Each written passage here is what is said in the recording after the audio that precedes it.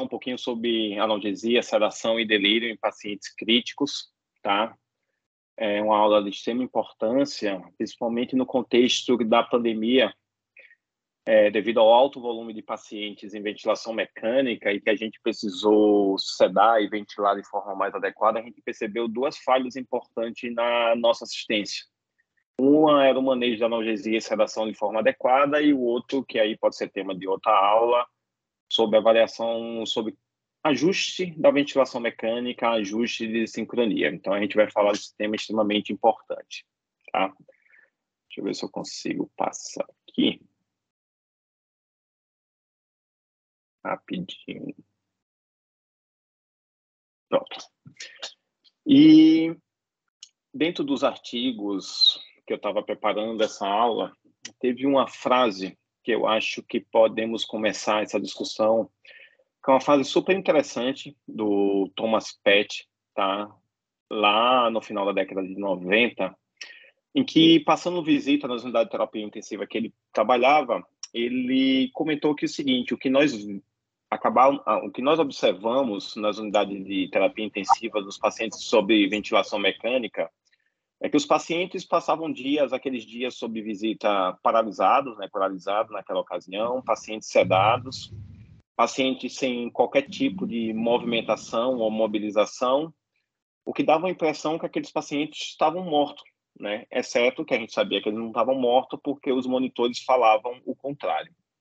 Isso era aquela impressão que se tinha na década de 90, e aí eu trago essa reflexão para a gente nos dias atuais, o quanto que boa parte dos nossos pacientes, nos mais diferentes serviços que trabalhamos, estão nessa condição 30 anos depois, né? E os conceitos que a gente vai ver nos próximos slides, na próxima hora de aula, é justamente como manejar os três pilares, né, para uma boa e adequada analgesia e sedação em pacientes críticos, principalmente aqueles pacientes sob ventilação mecânica, tá? Que é o controle de dor, né? E diversos elementos estão caracterizados e faz com que o paciente tenha desconforto álgico durante sua estada na terapia intensiva, seja os elementos de rotina da UTI, como terapia fisioterápica, mobilização, mudança de decúbito, seja os próprios dispositivos, cateter central, sonda vesical de demora, sonda nasointeral, tubo endotraqueal, as lesões de pele adquirida durante a estada na UTI, lesão por pressão, as próprias lesões, feridas operatórias dos pacientes operados. Associado a isso, e com muito mais evidência científica do seu impacto na morbidade desses pacientes, os pacientes em delírio, né, que além dos fatores relacionados ao paciente, como as comorbidades, a gravidade da doença, a idade dos pacientes de nossa população na terapia intensiva, ela tem ficado cada vez mais com a idade mais elevada. Existem também fatores associados à nossa assistência, como a privação de sono, o uso abusivo de substâncias, e dentro dessas, os medicamentos que nós utilizamos para fazer analgesia e sedação podem provocar delírio nesses pacientes. O barulho na unidade de terapia intensiva, tá? E ainda no tripé, né, a agitação do paciente, tá? A consciência ou despertar desagradável que esse paciente acaba tendo na unidade de terapia intensiva, que está relacionado à inabilidade desse paciente se comunicar de forma adequada, a sincronia ou desincronia com o ventilador, a própria frustração desse paciente que está ali e muitas vezes não entende nem o que é que está acontecendo, tá? A ansiedade da doença, a ansiedade de acordar e estar com tubos na boca, tubo no nariz, tubo de sonda vesical de demora, né? E esse quadro, né, de uma revisão do New England 2014 sobre sedação em terapia intensiva traz muito do que a gente vai discutir mais adiante, da quantidade de fatores, né, e que a gente precisa observar para a gente tratar adequadamente o paciente sob ventilação mecânica. E o professor Jean Louis Vincent traz um conceito super moderno e que a gente realmente precisa embasar todo o nosso racional e toda a nossa terapêutica em analgesia e sedação, publicado em 2016 no Intensive Care, que é o que eles chamam de conceito ICASH, né? Que é tratar, na verdade, trazer para a nossa assistência um conceito de manter o paciente o mais confortável possível, trazer um cuidado centrado no paciente, nas expectativas e com metas bem direcionadas para diminuir mortalidade desses pacientes sem o uso excessivo de sedação. Então, o conceito ICASH, né, na verdade, é um mnemônico, ele traz que é deixar o paciente confortável, usando analgesia de forma adequada, nem hiperalgesia, nem hipoalgesia, tá? Com o mínimo de sedação e com o máximo de humanidade, trazendo fatores de humanidade para esse paciente, justamente dentro daqueles fatores de risco que pode causar agitação para o paciente. Tá? Então, esse vai ser a base de toda a discussão farmacológica, de toda a discussão de metas que nós vamos estipular daqui por diante. E esse conceito ele precisa estar muito bem sedimentado toda vez que a gente for iniciar, ou desmamar, ou manter, ou suspender analgesia e sedação no paciente crítico, principalmente naqueles pacientes sob ventilação mecânica. Então, a implementação desses conceitos ele tem que ser de forma precoce, né? Justamente para deixar o paciente o mais cooperativo, confortável e calmo. Lembrar que deixar o paciente confortável, cooperativo e calmo não está apenas no controle da dor, está no controle da ansiedade, está no controle do delírio, né? Como a gente viu no gráfico anterior. E isso inclui a gente usar opioides, mas o opioide de uma maneira racional, através de uma estratégia multimodal, que a gente pode, através de terapias adjuvantes, poupar o opioide. Né? A gente tem um conceito de evitar sedações profundas desnecessárias, porque a gente sabe que muitos desses sedativos podem provocar aumento de morbidade desses pacientes, tá? E a sedação ela tem que ser titulada por meta. Eu preciso precocemente definir qual é a meta que eu estou estipulada para aquele paciente e buscar essa meta continuamente durante minha assistência na unidade crítica. E um aspecto mais centrado na família, centrado no paciente, mais humano, vamos dizer assim, com a mobilização precoce, com a promoção de sono adequada, com a modulação ambiental, que a gente sabe que é super importante na prevenção de delírio desse paciente, e trazer o paciente, trazer os familiares, justamente para que a gente possa humanizar melhor a nossa conduta, tá? Como vocês vão ver no protocolo da gente, os objetivos, quando a gente fala em a gente estipular um protocolo de analgesia e sedação de forma adequada, a literatura já traz isso muito bem sedimentado, é justamente promover o conforto dos pacientes com adequado controle de dor, baseado naquele conceito do ICASH, do professor Jean-Louis Vincent. E a partir disso, a gente sabe que uma analgesia e sedação adequada em paciente crítico vai reduzir o tempo de internação em unidade de terapia intensiva, reduz o tempo de dependência de ventilação mecânica, porque eu consigo extubar mais precocemente esse paciente. Se eu consigo reduzir o tempo de ventilação mecânica, eu diminuo a incidência de pneumonia associada à ventilação mecânica. Pacientes com a sedação mais adequada, calmo, colaborativo, eu consigo melhorar a minha acurácia, identificar e manejar adequadamente esse delírio.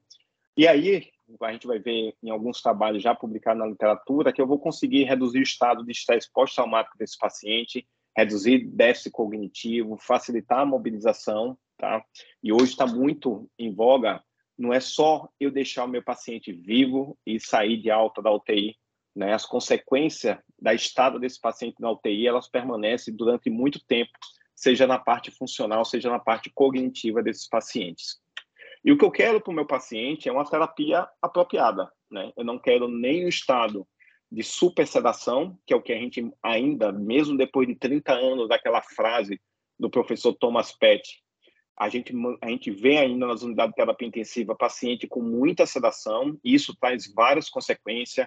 Paciente tem depressão respiratória, paciente evolui com hipotensão e bradicardia, muitas vezes isso é o motivo, e a gente vê isso na prática, quando a gente suspende a sedação, motivo do uso de drogas vasoativas. Eu tenho paralisia do trato gastrointestinal, aí eu não consigo adequadamente prover nutrição para esse paciente. Muitas vezes pacientes acabam tendo desconforto e piorando ainda mais a agitação desse paciente. Eu impeço que eu consiga ter uma mobilidade mais precoce desse paciente, então vou causar mais estase venosa e aumentar o risco de TEV desse paciente. E, por outro lado, não posso também deixar o paciente com a sedação diminuída, porque aí eu vou causar dor, ansiedade, hipertensão, taquicardia, assincronia no ventilador. E o que eu quero, na verdade, é uma tolerância à ventilação mecânica, um paciente calmo e colaborativo em que eu consiga acessar o neurológico desse paciente continuamente, um paciente comunicativo, um paciente sem dor, tá? Então, é isso que eu preciso equilibrar um estado de supersedação, ou sedação excessiva, com um estado de subsedação.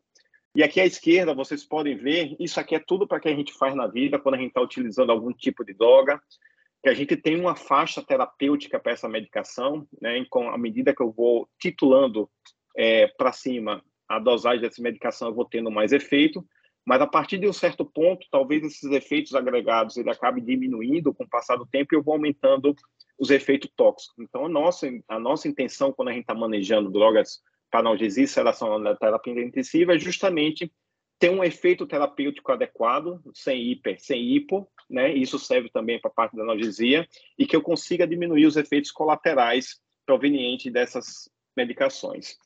Então, o que eu quero, e eu preciso que vocês entendam no início dessa aula, né, e isso leve para a prática de vocês, que o paciente que está desconfortável, eu até vou tentar evitar brigando no ventilador, porque dá a impressão que o paciente está com a luva de boxe e o ventilador está com uma luva de boxe e os dois estão trocando tapa na UTI, que a única que a gente não pode focar apenas que o paciente que está desconfortável, está agitado, seja apenas dor, e a gente vai titulando de forma indiscriminada analgesia, opioide para esse paciente. E como a gente viu, vários fatores podem deixar o paciente desconfortável, assincrônico na ventilação. A dor é uma coisa que a gente tem que pensar, é claro, mas o paciente pode estar com ansiedade, o paciente pode estar com delírio. Se eu deixar o paciente hipersedado, não consigo acessar e diagnosticar delírio de forma adequada. O paciente pode ter vários motivos para dispneia, o paciente pode estar com secreção no tubo, o paciente pode ter ser ativado o tubo e estar com dificuldade respiratória, o paciente pode ter hipoxemia, hipoglicemia, abstinência de álcool e drogas, então é importante a reconsideração medicamentosa em certo cenário. O paciente pode estar com privação do sono, o paciente pode estar com anemia. Então, antes mesmo de eu propor uma terapia medicamentosa, seja uma terapia medicamentosa pontual, em bolos, ou aumentar o nível da analgesia e sedação desse paciente, eu preciso, na verdade, acessar e pensar nas possíveis causas que podem estar levando, né, aquele desconforto do paciente. Porque se o paciente tiver com ansiedade, não vai ser um fentanil, aumentar a dose do fentanil, que eu vou resolver isso. Se o paciente está com delírio, um delírio hiperativo, não é aumentando o fentanil ou a sedação que eu vou resolver isso. Muitas vezes, na verdade, aumentando a sedação, eu vou piorar o delírio desse paciente.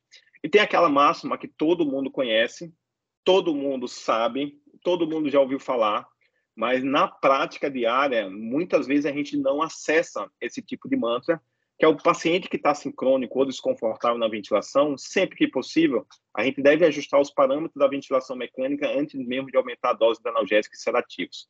A gente precisa acessar todos esses fatores que foram falados para tentar ver se tem algum fator que temporariamente eu posso resolver sem precisar mexer na minha analgesia e sedação. E para que eu possa prover uma analgesia e uma sedação de forma adequada nos pacientes sob ventilação mecânica, eu preciso ter, assim que disponível, escalas, pelo menos minimamente objetiva, para que eu possa direcionar adequadamente o meu tratamento. Como a gente demonstrou naquela primeira figura, né, os componentes clínicos da analgesia e sedação, ela envolve a presença e a intensidade da dor, a dor sim, por diversos fatores que a gente comentou, do cuidado assistencial do paciente crítico vai promover dor para esse paciente. E aí eu tenho escalas padronizadas que a gente vai falar, a escala visual e o BPS.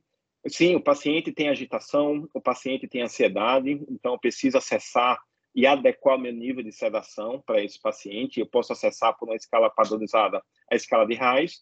E o paciente, sim, ele tem vários fatores, né, que podem promover delírio para esses pacientes.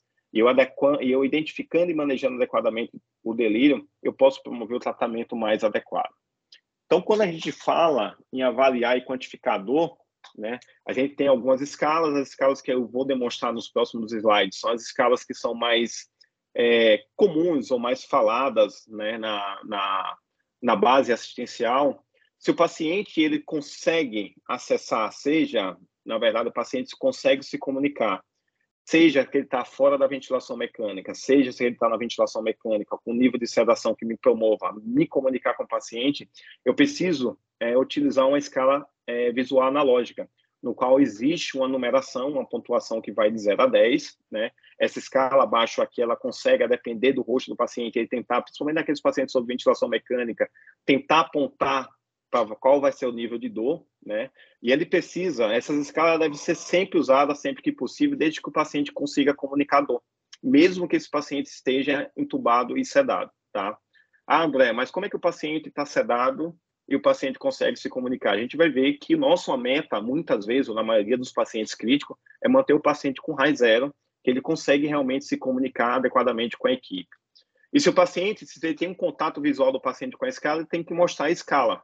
E aí, quando a gente está discutindo, quando a gente está discutindo se o paciente está agitado, está com dor, não está com dor, muitas vezes a gente ainda utiliza parâmetros subjetivos e a gente pergunta, você utilizou a escala visual? Você tem alguma graduação dessa dor do paciente? Muitas vezes, na prática clínica, dificilmente a gente vê a equipe assistencial utilizando essas escalas, né? Só para vocês terem uma menção em relação a isso, esse trabalho da revista Pain, de 2010, ele trouxe algumas escalas ou algumas metodologias de mensuраção de dor. E quando eu pergunto se o paciente tem dor, principalmente dor pós-operatória, se o paciente está com dor ou não, direcionando essa pergunta, essa pergunta dicotômica traz um resultado falso negativo em torno de 75%. Então, esse é um tipo de pergunta que a gente deve evitar quando a gente está avaliando a dor. Se eu peço só para o paciente descrever a dor, de 0 a 10, quanto é que é a dor, essa descrição verbal ainda traz um falso negativo menor do que a anterior, mas em torno de 33%. E quando eu mostro uma escala numérica, uma escala de descrição numérica, mostrando, como a gente mostrou no slide anterior, a minha taxa de falso negativo é em torno de 10%. Por isso que nas publicações, ou até mesmo nos guidelines de sedação, analgesia e delírio, das sociedades, você vai ver a recomendação da utilização dessa escala descritiva numérica ou escala visual. Só um ponto importante, naqueles pacientes que estão com delírio, toda essa avaliação ela pode estar prejudicada, né? Então, o paciente com delírio que tem essa flutuação da atenção, ele pode não responder adequadamente a esses questionários de dor. Quando o paciente não consegue se comunicar, né, mesmo se provavelmente ele está ou mais rebaixado ou está sedado sob ventilação mecânica com nível um pouco mais importante, a gente tem duas escalas que são padronizadas. A escala BPS, que é a Behavioral Pain Scale, é a escala que talvez no nosso meio é que a gente acabe utilizando mais. Ele utiliza 3 parâmetros, ou que a gente chama de 3 domínios, para a gente avaliar uma possibilidade desse paciente, devido ao desconforto, a agitação, estar com dor. Então, eles utilizam a expressão facial do paciente, se o paciente está com a expressão facial relaxada, parcialmente contraída, se está fazendo careta, tá? Ele utiliza a movimentação dos membros superiores, principalmente na verificação do tônus, se o paciente está mobilizando, se ele está contraindo, fletindo esses membros, e ele verifica a adaptação no ventilador, se o paciente está totalmente adaptado ou se o paciente está incapaz de controlar a ventilação. Então, ela tem uma pontuação que vai de 3 pontos, quando o paciente está praticamente sem dor, tá? Até uma pontuação máxima de 12, e a gente diz que torna assim inaceitável um BPS maior do que 5, quando o BPS é maior do que 5, a gente tem que tratar e melhorar adequadamente a dor. Então, muitas vezes a gente vê outros parâmetros que a gente vai comentar que são poucos acurados, e a gente precisa tornar rotineira essa avaliação quando a gente vai querer mexer na analgesia e sedação, para ter um parâmetro um pouco mais objetivo, para que a gente possa tratar a dor de forma adequada. Aqui é uma outra escala, que é a escala CPOT ou CPOT, né, que ela utiliza parâmetros semelhantes à escala anterior, de expressão facial, de movimentação corporal, só que ele separa ainda num quarto domínio, que é a parte de tensão muscular. Confesso que eu vi poucas vezes essa escala sendo padronizada dentro de um protocolo de analgesia e sedação. Se eu não me engano, no Hospital de Clínicas de Porto Alegre, eles utilizam essa escala, tá? E aí, a primeiro comentário, eu vou dizer assim, um comentário do relator que vos fala aqui: hipertensão e taquicardia são maus preditores de dor em paciente crítico e, por incrível que pareça, talvez sejam os parâmetros que mais sejam utilizados dentro das unidades de terapia intensiva que a gente vê constantemente, tá? Por que isso? Porque hipertensão e taquicardia no paciente crítico pode ser por diversas coisas. Pode ser por dispneia, pode ser por choque, pode ser um mecanismo compensatório, pode ser vários fatores que a gente possa identificar. Então, não é recomendado pelas sociedades, pela evidência científica, utilizar a hipertensão e taquicardia isoladamente como preditores de dor em paciente crítico. Então, na verdade, se eu perceber que a gente está utilizando muita hipertensão de taquicardia como uma manifestação de dor e tratando hipertensão de taquicardia com analgésico, aumentando a dose de analgésico e percebendo que na nossa prática assistencial a gente tem utilizado muito pouco as escalas visual analógica e a CPOT ou BPS, com certeza a gente está fazendo uma prática inadequada ou não está utilizando as melhores práticas de analgesia no nosso paciente de terapia intensiva. Então, sim, a gente tem um conceito de analgesia primeiro, né? E isso ficou muito fixo na cabeça das pessoas. E uma coisa que eu sempre falo, parece que a gente pega as informações superficialmente e acaba querendo implementar na prática.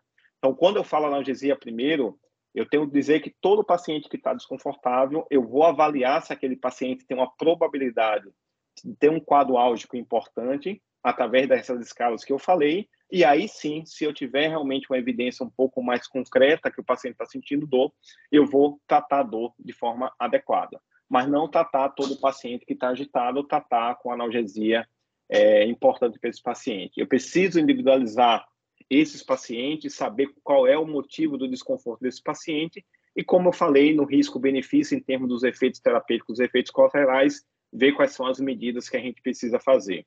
Então, toda vez que eu estou avaliando a dor e eu identificar que esse paciente está com dor, eu preciso utilizar medidas não farmacológicas. Sim, o paciente pode estar com dor por conta de uma retenção urinária, né? E esse paciente está taquicárdico, tem um BPS elevado e não vai ser, na verdade, aumentar a analgesia, muitas vezes opioide desse paciente, que vai resolver o problema desse paciente. O paciente pode estar com desconforto abdominal, distensão abdominal, sem dejeções há vários dias, e isso está causando desconforto, e eu aumentar cada vez mais o meu opioide, na verdade, vai piorar, né, essa constipação, esse ilho do meu paciente.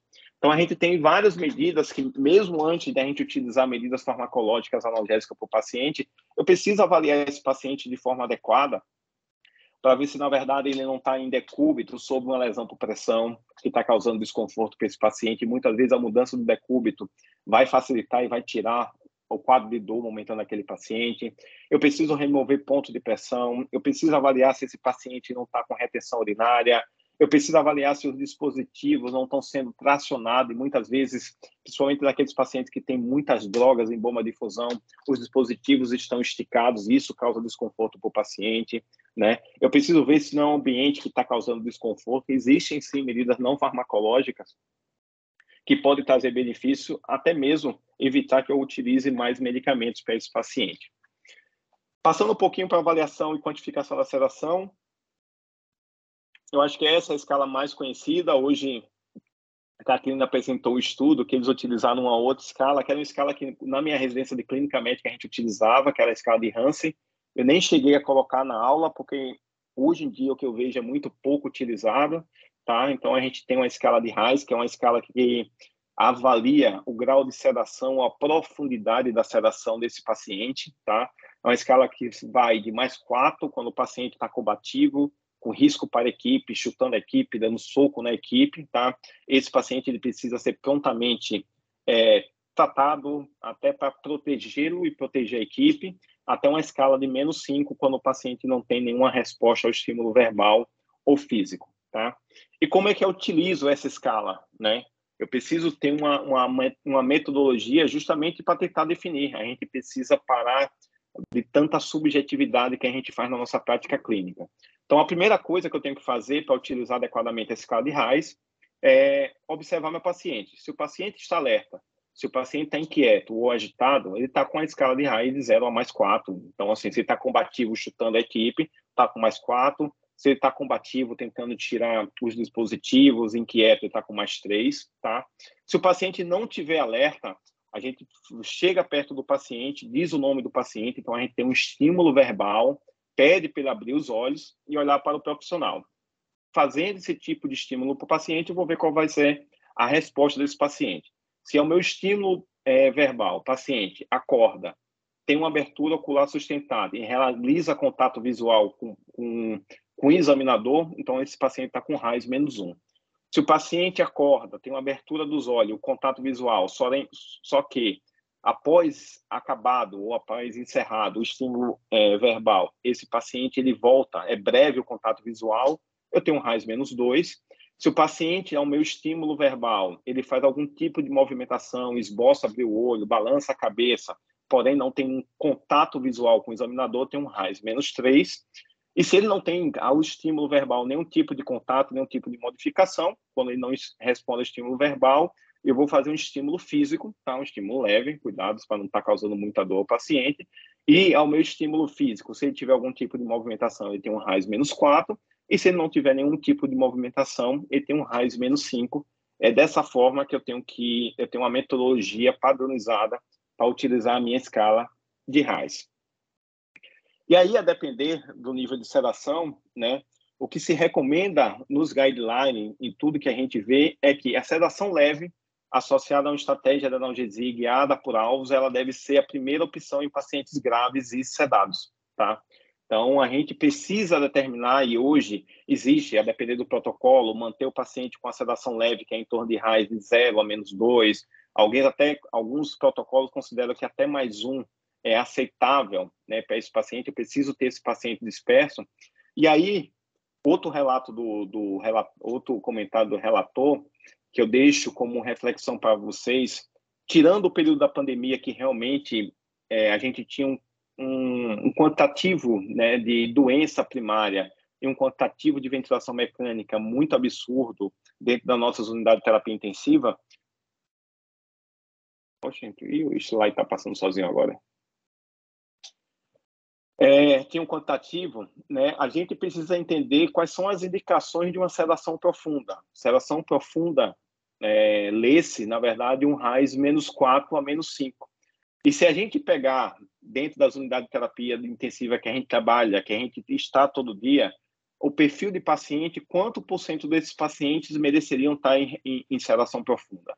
Então, hoje, as indicações para a sedação profunda, RAIS -4 e -5, é aqueles pacientes com hipertensão intracraniana, naquela fase mais aguda, em que eu preciso realmente diminuir o meu metabolismo cerebral.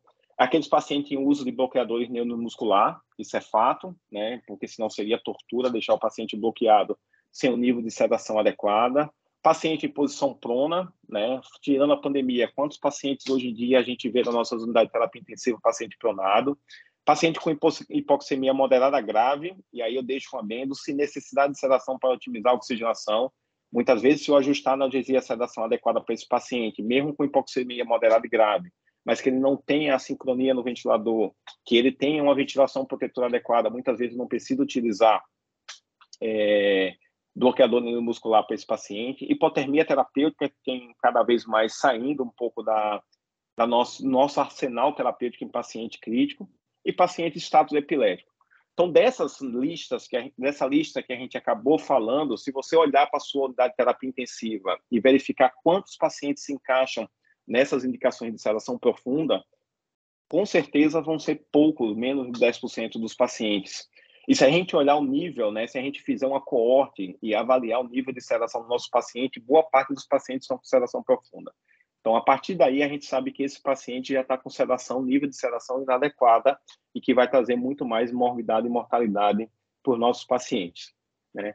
E aí, juntando as duas escalas, uma escala de avaliação de dor, seja a EVA ou o BPS, associada ao nível de sedação, de uma forma muito rápida e simples, a gente poderia avaliar a primeira dor, lembrar lá, analgesia primeiro para o paciente. Se o paciente tem um BPS maior do que 5, né, que a gente indica que o paciente possa ter uma probabilidade maior de ter dor, a gente vai melhorar a analgesia desse paciente, tá? Lembrar que melhorar a analgesia não é aumentar o fentanil, não é aumentar a ketamina. Melhorar a analgesia pode ser otimizar de uma maneira multimodal até analgesia por sonda nasointeral ou via gastrointestinal. Mas se o paciente tem um BPS adequado de 3 a 5, né, então considerando que o paciente não tem dor, né, eu vou ajustar o meu nível de sedação. Se a sedação está muito profunda, com RAIS menor do que -2, -3, ou seja, -4, -5, ele não tem nenhum critério para ter uma sedação mais profunda, eu vou diminuir a sedação desse paciente. Se o paciente está dentro da meta que eu estipulei, de RAIS a 0, -2, -3, eu vou manter a sedação dentro da medida do possível. E se o paciente está com RAIS maior do que +1, +2, +3, +4, combativo, e o BPS está indicando que o paciente possa não estar sentindo dor, eu vou ajustar a sedação. Mas para isso, para eu ter um fluxograma igual a esse, eu preciso utilizar as escalas padronizadas que a gente está falando. E aí tem um conceito, né, que a gente fala, a gente brinca muito com os residentes e a todo momento a gente está comentando, e muitas vezes quando a gente comenta, faz esse tipo de metáfora com os residentes, eles acham super estranho.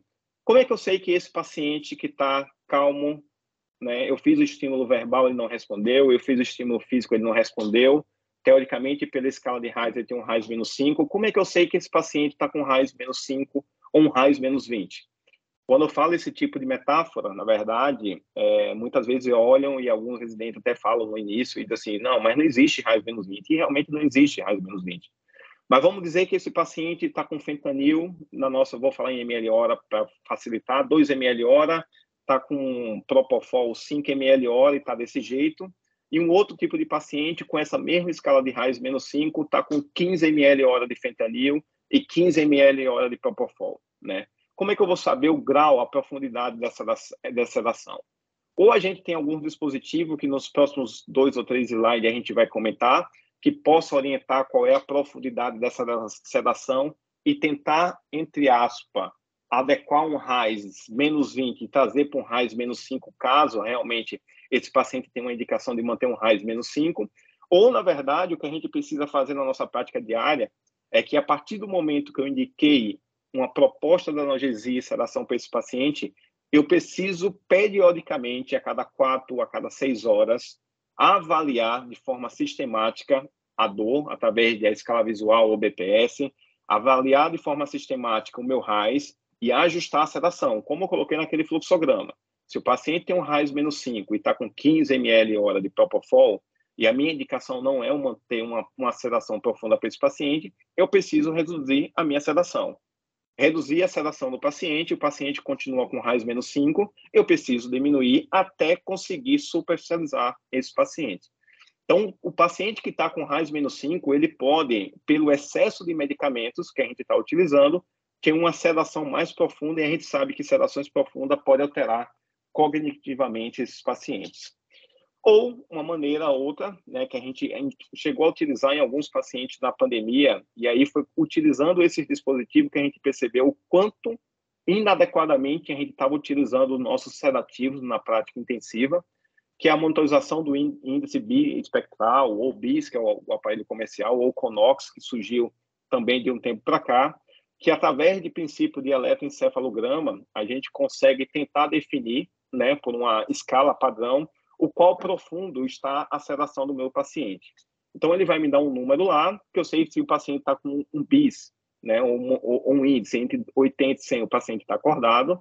Se ele tiver com índice entre 60 e 80, ele está com uma moderada sedação.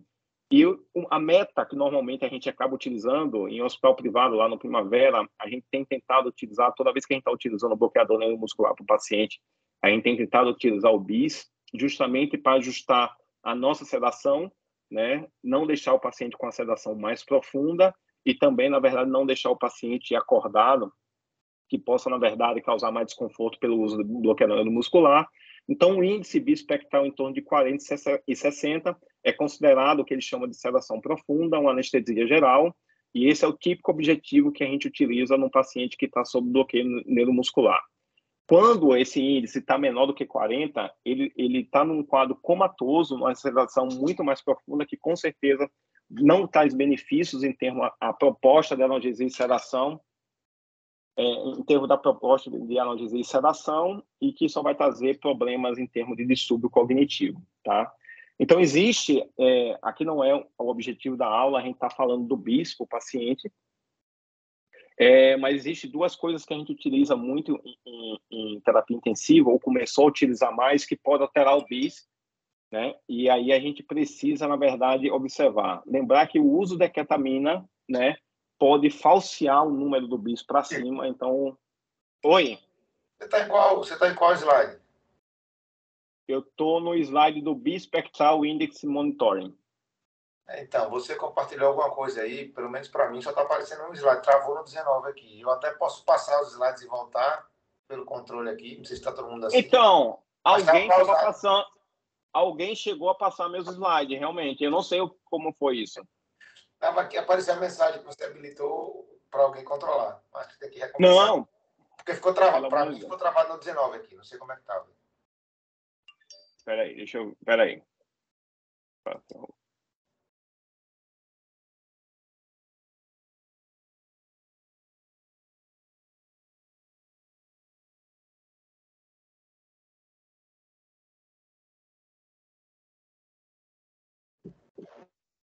E agora eu não estou conseguindo compartilhar. Não, você está compartilhando, sim. Está aparecendo na sua tela. Você só precisa abrir sua aula.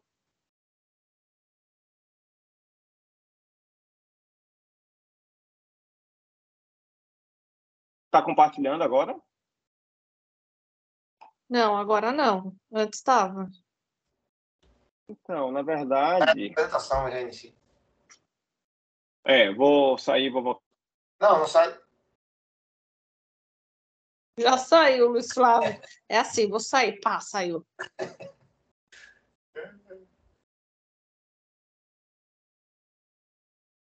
Modo aí do Teams. A gente pode ver os outros slides, mas ficou travado. Não dava para voltar para o dele.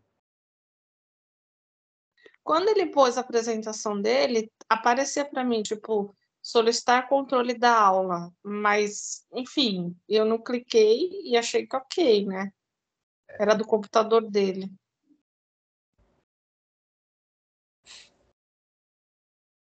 Tá me Agora perguntando se eu voltou. posso assumir o controle.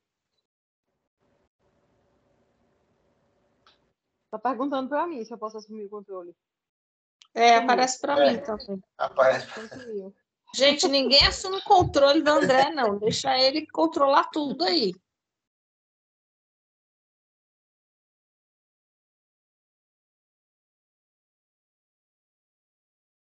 Voltou a tela agora para mim.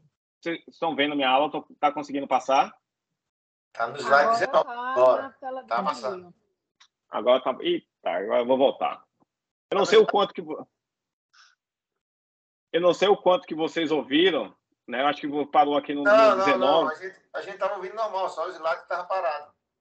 Tá, então eu vou voltar aqui para o 22, que é onde a gente estava. Só quando a gente estiver utilizando o BIS, naqueles locais que tem disponível, tomar cuidado com a ketamina, porque a ketamina ela pode elevar o valor do BIS, né? Mas o paciente está numa sedação profunda, então quando estiver utilizando ketamina e não estiver dentro dos parâmetros entre 40 e 60 lá de sedação profunda, eu preciso avaliar se o paciente realmente tem algum tipo de contato.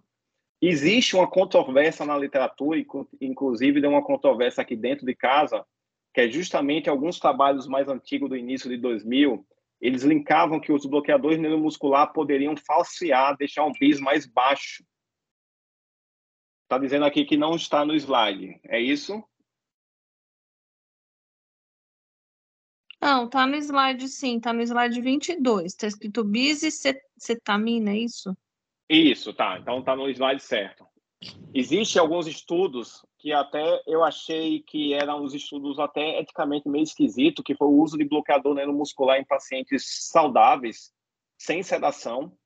Enfim, não sei como é que foi colocado isso, mas que os valores do BIS poderiam estar um pouco mais baixos sem o paciente estar devidamente sedado, tá? Trabalhos mais recentes, principalmente em pediatria, não demonstrou esse tipo de alteração pelo bloqueador neuromuscular em relação ao BIS. Então, hoje, o que a gente vê em algumas aulas que eu vi, em alguns materiais que eu vi, que o paciente que está com bloqueador neuromuscular, só observar se o paciente possa não estar superficializado em relação ao BIS e avaliar melhor o BIS, tá? Tem aqui alguém que está dizendo que está parado no slide 11, mas eu acho que está todo mundo vendo o slide 23, eu acho que está normal agora. Eu acho que talvez valha a pena sair e entrar novamente na reunião, tá? Uma outra ferramenta que é utilizada muito dentro do centro cirúrgico, que muitas vezes a gente não sabe se é aquele paciente que está muito sedado, principalmente com a sedação profunda, e a gente não consegue avaliar a dor de forma adequada, mas em alguns centros cirúrgicos acaba utilizando, é esse índice de analgesia e nocicepção, que mesmo nos pacientes sedados, profundamente sedados, você consegue avaliar a probabilidade desse paciente estar sentindo dor ou não. Eu realmente nunca vi, só, na verdade, no material que eu peguei para produzir essa aula, mas é algo que eu acho que pode servir como orientação aí para a gente, que através de neuroestimulação e até de princípios de fisiologia e fisiopatologia de neuromodulação, entende-se, na verdade, esse aparelho ele reflete a atividade parasimpática. E por fisiologia, quanto maior a atividade simpática, que na verdade é um dos moduladores da dor, maior a probabilidade desse paciente ter dor. Então, eu refletindo, eu analisando qual é a atividade, a proporção de atividade simpática e parasimpática no paciente, eu consigo propor ou aumentar a probabilidade desse paciente estar sentindo dor ou não. Então, pelos estudos, eles consideram que um índice de atividade parasimpática maior do que 43%, maior do que 40%, ou seja, um índice de atividade simpática de 60%, né, se a gente conseguir equilibrar aí, existe um valor preditivo negativo, quanto maior essa atividade parasimpática, que o paciente não está sentindo dor em torno de 90%, tá? Então, naqueles pacientes, talvez que tiver uma aceleração, um bloqueio neuromuscular, que a gente está em dúvida se esse paciente está com dor de forma adequada ou não, talvez isso seja uma ferramenta a mais que a gente possa utilizar nesses pacientes. E qual é o cenário, né? A gente falou que lá na década de 90, o PET ele falava que os pacientes pareciam pacientes mortos, né? Sedados, paralisados nas unidades de terapia intensiva. A não ser que a gente via que no monitor esses pacientes não estavam mortos, né? E aí esse é um estudo recente que eu não vou saber, não vou definir, eu esqueci de colocar a referência aqui, mas foi de 2010, 2014, se eu não me engano, que ele fez um estudo de coorte observacional, né, para demonstrar quais eram as práticas de sedação que estavam se utilizando no estudo multicêntrico nos pacientes sob ventilação mecânica. E olha que interessante, né, esse gráfico aqui à esquerda. Esse azul mais escuro, né, é os pacientes que estavam em ventilação mecânica e estavam com sedação profunda, né? Então, a maior proporção dos pacientes, isso aqui foi antes da pandemia, a gente não pode dizer ainda que isso aí poderia ter sido avaliado durante a pandemia, que realmente muitos dos nossos pacientes estavam sob ventilação profunda. Então, boa parte dos pacientes em ventilação mecânica, nessa coorte observacional, ainda mantinham um grau de sedação profunda com raiz -4, -5, e provavelmente, como a gente já falou, não é o perfil dos pacientes que a gente vê, a não ser que você tenha uma unidade específica de neurocrítico, onde tem paciente com muita hipertensão intracraniana. Esse azul mais claro, o azul um pouco mais escuro, é a sedação um pouco mais moderada. Os pacientes agitados, lógico, se eu tenho uma proporção numericamente muito superior de paciente muito sedado, os meus pacientes agitados são muito pouco, isso reflete que a nossa prática da analgesia e sedação está muito longe do ideal, está muito longe do que a literatura está recomendando. E é um dado que eles trazem importante, que boa parte desses pacientes, 25% dos pacientes no quarto dia, já tinham consumido quase 1 grama de midazolam, né, que é uma dose extremamente elevada, e no 7º dia, quase 17 miligramas de fentanil, o quanto que nossas práticas, em relação principalmente a esses medicamentos, ainda está muito longe do ideal. Aqui são, na verdade, quais são as nossas práticas de analgesia. Então, o que a gente utiliza muito de analgesia, ainda a gente utiliza muito fentanil, a gente utiliza muito morfina. Interessante ainda que para a prática de analgesia ainda se utiliza midazolam, propofol, que não é inicialmente medicações com propostas analgésicas, tá? Mas aí a nossa prática é utilizar muito opioide, né? Faz muito que a sociedade ainda acaba, a sociedade de terapia intensiva americana ainda traz como usar o opioide como a primeira droga analgésica para os pacientes críticos. Mas o mais interessante, né, vem aqui nesse quadro B, que algumas terapias alternativas, como musicoterapia, práticas de relaxamento, de massagem, em 40%, 60% dos pacientes também é utilizado como medidas alternativas, coisa que a gente não vê muito no nosso meio. Nos quadros C e D, tá, que é aqui mais abaixo, o C é os pacientes que utilizam alguma ferramenta padronizada quando o paciente consegue comunicar, e o D, as ferramentas padronizadas quando o paciente não consegue se comunicar. E veja que as nossas práticas de avaliação com a escala objetiva, que é o que é recomendado, ainda é muito baixa. Naqueles pacientes que ainda conseguem se comunicar, cerca de 60% utilizavam a escala analógica visual para avaliar adequadamente se o paciente estava com dor ou não. Isso talvez reflete o que a gente ainda tem uma prática de excesso de analgesia para esse paciente. E naqueles pacientes que não conseguiam se comunicar, apenas 50% dos pacientes utilizavam a escala BPS para avaliar se o paciente estava com dor ou não. Se a gente não consegue avaliar, se a gente não consegue predizer se o paciente tem algum estado que possa indicar que o paciente está com dor, provavelmente a gente não vai tratar a dor de forma adequada para esse paciente. As práticas de sedação, midazolam ainda é a medicação que ainda está se utilizando bastante. O Propofol ganhou uma notoriedade muito grande, principalmente nos últimos 10 anos, por conta dos estudos que têm mostrado talvez um perfil de segurança para esses pacientes em ventilação mecânica melhor. Mas um dado que eu quero trazer aqui para vocês é que o fentanil, em 60% dos pacientes, ele é utilizado como prática sedativa. E é isso algo que a gente vai falar e que não devemos fazer. Fentanil é um opioide e o objetivo do opioide é a analgesia. Se a gente está utilizando o fentanil como prática sedativa, provavelmente a gente está utilizando os seus efeitos colaterais para tratar o paciente, tá? E aí, o que o guideline recomenda? O guideline traz 32 referências, 32 recomendações, que eu não vou estar passando aqui para vocês essas 32, tá? Mas eu trouxe aqui 3 que eu acho que servem para a gente embasar e a gente refletir das nossas práticas, que ele recomenda sempre preferir o Propofol e a dexmedetomidina a benzodiazepínico, porque os benzodiazepínicos, pelos estudos, eles demonstram que os pacientes têm mais delírio, e delírio está associado ao aumento da mortalidade dos pacientes na unidade de terapia intensiva. Os benzodiazepínicos, eles acabam promovendo mais tempo de ventilação mecânica, e se eu tenho mais tempo de ventilação mecânica, eu aumento a estada desse paciente na UTI. Ele não traz nenhum tipo de deferimento em relação ao Propofol e a dexmedetomidina, até porque, na verdade, nos trabalhos não se demonstrou superioridade de uma droga em relação à outra. E um terceiro ponto que eu separei, que vale a pena a gente pensar, se o paciente, eu avaliei adequadamente a dor desse paciente e eu estou progressivamente aumentando o opioide desse paciente, a gente precisa utilizar adjuvante farmacológico justamente para tentar fazer o que a gente chama de sparing, né? De poupar opioide para esse paciente. O que a gente vê é que a gente vai aumentando opioide de forma discriminada, e se eu estou precisando, até porque estou avaliando que o paciente está sentindo dor, talvez fazer uma proposta terapêutica multimodal, associar a ketamina, associar o Precedex, a dexmedetomidina, que é o Precedex, para tentar ter um efeito analgésico associado e tentar poupar o opioide. Essa é uma das recomendações mais fortes que a gente tem nesses guidelines. Então, vamos falar um pouquinho de evidência, a gente falou um pouquinho dos aspectos gerais, falando um pouquinho das evidências que a gente tem em relação ao despertar diário, ao uso de sedação.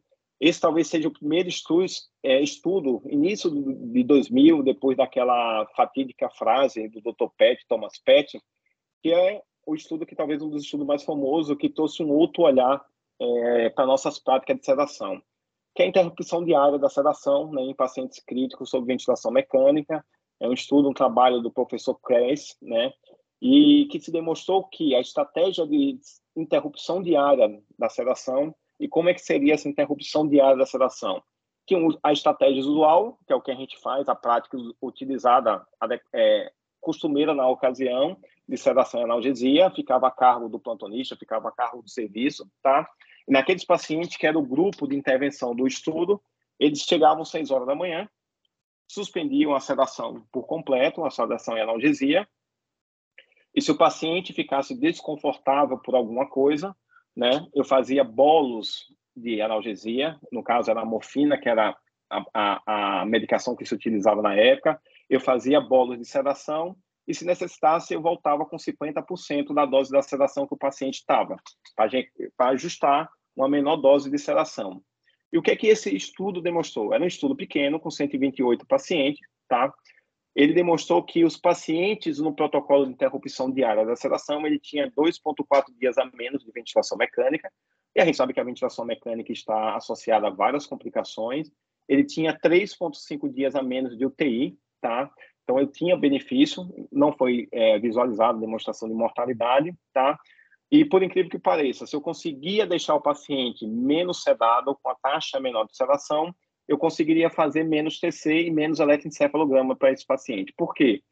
Quantos pacientes na unidade de terapia intensiva que ficam muitos dias sedados, a gente tira a sedação e os pacientes demoram 5, 7, 8, 10 dias. A gente ficou com um paciente quase 3 semanas recentemente para cortar, para despertar de forma adequada, numa UTI que eu trabalho.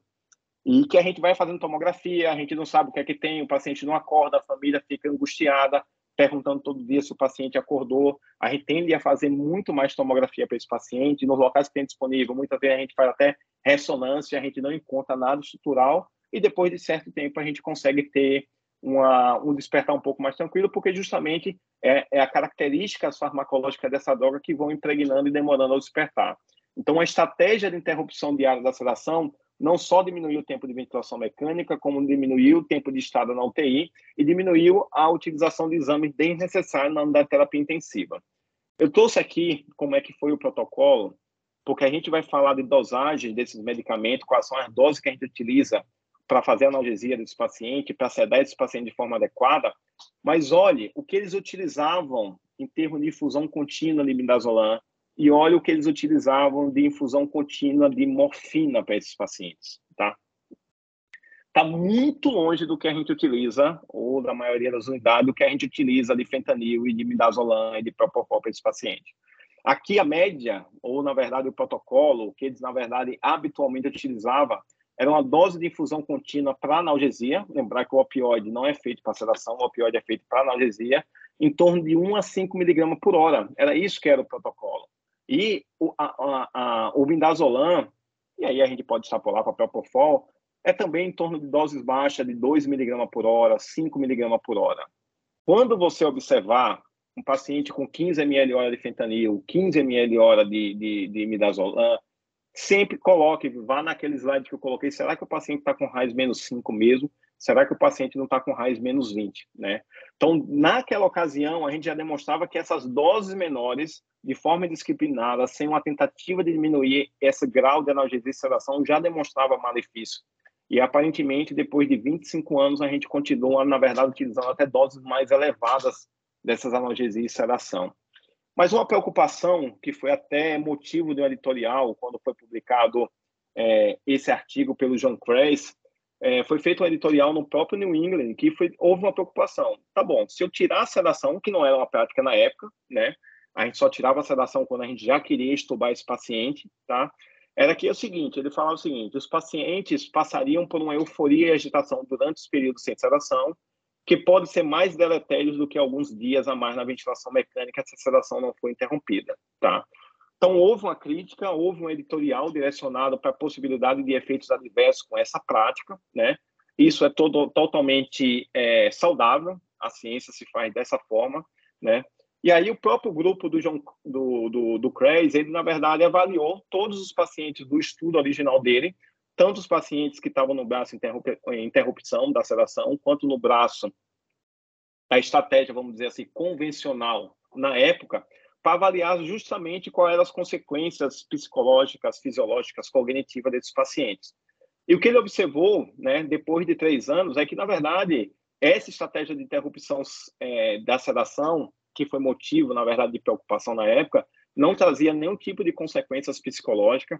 Na verdade, uma estratégia de menor sedação, de interrupção diária da sedação, ela trazia uma redução dos sintomas de estresse pós-traumático para esse paciente, né? E os pacientes tinham menos sintomas intrusivos ou de evitação, ou seja, muitas vezes o paciente tem o que a gente chama de estresse pós-traumático de unidade de terapia intensiva, fica com medo de ir à rua, ir ao shopping. Então, nos pacientes que tinham interrupção diária da sedação, eles tinham menos problemas cognitivos, psicológicos, e então aquela preocupação que poderia estar causando mais dano ao paciente, né, mais desconforto, mais ansiedade, na verdade a avaliação da evidência não demonstrou que isso seria uma preocupação, por sinal o contrário, na verdade a gente diminuía ainda mais esse tipo de eventos adversos. E ainda, na verdade, ainda o grupo do Kreis, na verdade, 1 ano depois, ele publicou quais eram as principais complicações de uma estratégia ou outra. Lembre-se que toda vez que a gente está avaliando uma intervenção na terapia intensiva ou na medicina baseada em evidência, não só os efeitos positivos ou negativos daquela intervenção, mas a gente precisa ver qual é a segurança. E a publicação das complicações relacionadas à estratégia de interrupção da sedação, ela demonstrou que no grupo que você fazia a interrupção diária, tinha 2 vezes mais complicações clínicas no grupo de sedação contínua do que no grupo de interrupção diária.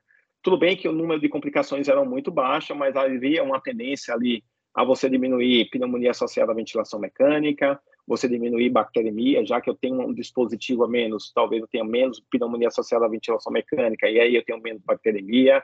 Eu tinha menos barotrauma, né, do que aqueles pacientes que tinham grupo controle com sedação contínua. Então, assim, é uma estratégia segura, eu demonstro diminuição de ventilação mecânica que estava na UTI. A preocupação com desfechos cognitivos não foi demonstrada no acompanhamento desse paciente, eu tenho menos complicações do que isso. Saindo, então, a gente sai da década de 90 de uma estratégia de sedação e bloqueio neuromuscular praticamente para todo mundo, os pacientes moribundos na UTI, a gente não sabia se o paciente estava só sedado ou estava morto. A gente, no início de 2000, a gente começou a perceber que o uso de sedação excessiva para esses pacientes trazia mais complicações e veio aí a interrupção diária da sedação.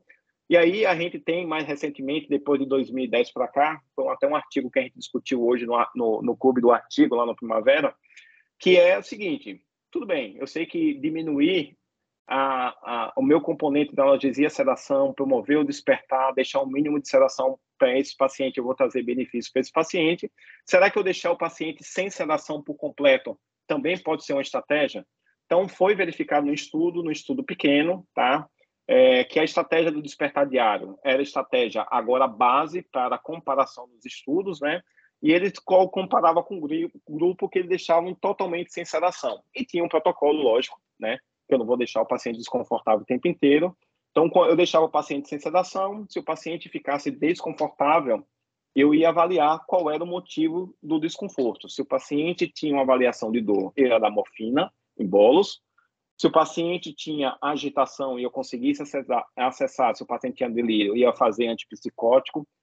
Eu tentaria ver motivos outros não farmacológicos, retenção urinária, secreção nas vias aéreas, tubos e catéteres que estavam causando dor para o paciente, e eu ia elucidar essas dúvidas, e aí eu avaliaria. Se o paciente, assim, mesmo assim, continuasse com desconforto, eu faria 3 tentativas aí de avaliar, manejar dor, manejar antipsicótico, e aí eu faria uma tentativa de fazer analgesia e sedação durante 6 horas, e depois de 6 horas que eu conseguisse controlar o desconforto do paciente, eu retornaria o protocolo de tentar deixar o paciente sem sedação, né?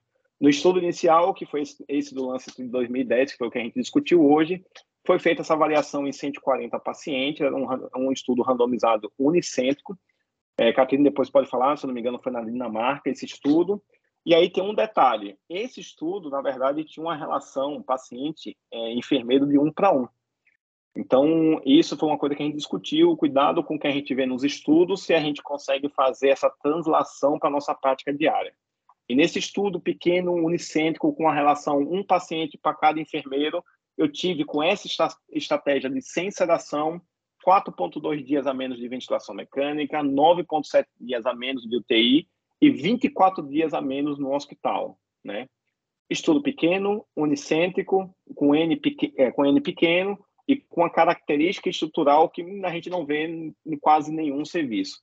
E quando a gente foi, na verdade, trazer essa estratégia para um estudo maior, e aí já 700 pacientes, um estudo multicêntrico, com uma característica estrutural muito mais próximo à realidade, né, com a característica de uma relação enfermeiro-paciente não 1 para 1, o que a gente viu que, na verdade, essa estratégia não teve nenhuma diferença em torno de mortalidade, mas aquela estratégia que eu deixei sem sedação, eu tive um aumento do risco de extubação acidental ou não. O que a gente conclui, que foi o que a gente discutiu hoje no nosso clube do artigo, é que é o seguinte: pode ser uma estratégia que você pode utilizar dependendo do contexto do paciente, mas que você precisa ter um contexto estrutural muito bem adequado e uma avaliação muito mais rigorosa desse paciente, até porque eu não demonstrei tanto benefício em termos de mortalidade para esse paciente e talvez eu aumente o risco de extubação desse paciente. Então, quando eu falo em despertar diário, né, que esse talvez seja a estratégia, ou despertar diário, ou, na verdade, uma estratégia baseada em metas, né, manter o paciente com o mínimo de sedação com aquele alvo que eu determinei, com RAIS 0, RAIS -2, o objetivo, na verdade, é reduzir o tempo de ventilação mecânica, reduzir o estresse desse paciente, reduzir principalmente a estada na UTI no hospital, reduzir complicações infecciosas. Por isso que, na verdade, o norte de um protocolo de prevenção de pneumonia associada à ventilação mecânica, a base está numa estratégia adequada de analgesia e sedação, reduz eventos tromboembólicos porque o paciente consegue se mobilizar de forma mais adequada, eu reduzo o custo, por que não? Eu reduzo o custo, menos sedativo eu utilizo, menos infecção eu tenho, eu reduzo o custo hospitalar. Isso aqui é uma tabela que não é para vocês verem, isso aqui são as diversas possibilidades, isso é um artigo de revisão do New England de 2014, que é uma tabela que ele traz as principais drogas em relação à sedação, em relação à analgesia, que é o perfil dos pacientes que a gente utiliza na UTI. Duas considerações que eu vou deixar aqui para vocês. Aqui o primeiro é o midazolam. Olha a dose que, na verdade, eles recomendam de midazolam. Bolos de 1 a 5 miligramas, que é aquele bolo para você conter, caso necessário, um desconforto do paciente, caso você precise fazer um bolo. E eles recomendam a dose típica em adulto em relação de 1 a 5 miligramas por hora, né? Então, se você está usando 10, 15, 20 miligramas de midazolam, provavelmente você está usando hipersedação para esse paciente. E do outro lado, a morfina também é a mesma recomendação que o Kress trouxe lá no estudo dele, que é uma taxa de infusão em torno de 1 a 5 miligramas por hora desses pacientes, tá? Então, muitas vezes, o que a gente acaba utilizando para deixar o paciente mais sedado são doses excessivas, tanto de benzodiazepínico, tanto de opioide para esse paciente. Mas essa não é a intenção. Quando a gente fala em utilizar essas drogas, a gente vai falar um pouco dessas drogas agora, até para a gente correr um pouquinho, já são quase 1h05 de aula. A gente precisa entender um conceito farmacológico, né, dessas drogas, que é o conceito de farmacodinâmica, farmacocinética, que é a meia-vida contexto dependente. Quando a gente fala que o midazolam tem uma meia-vida ali de 3 a 11 horas, eu estou falando da dose em bolos, não da dose de infusão contínua. É aquela dose que muitas vezes o pessoal faz em centros cirúrgicos, os anestesistas utilizam. Utilizam uma dose pequena. Eu sei que a minha vida pode perdurar por algumas poucas horas, se a gente considerar, não é um tempo muito prolongado, tá? E que a gente quer despertar o paciente o mais rápido possível e eles acabam estubando no final da cirurgia. Quando eu uso uma dose de opioide, que eu sei que a morfina tem uma meia-vida em torno de 1 a 2 horas, eu também estou falando da dose em bolos, né?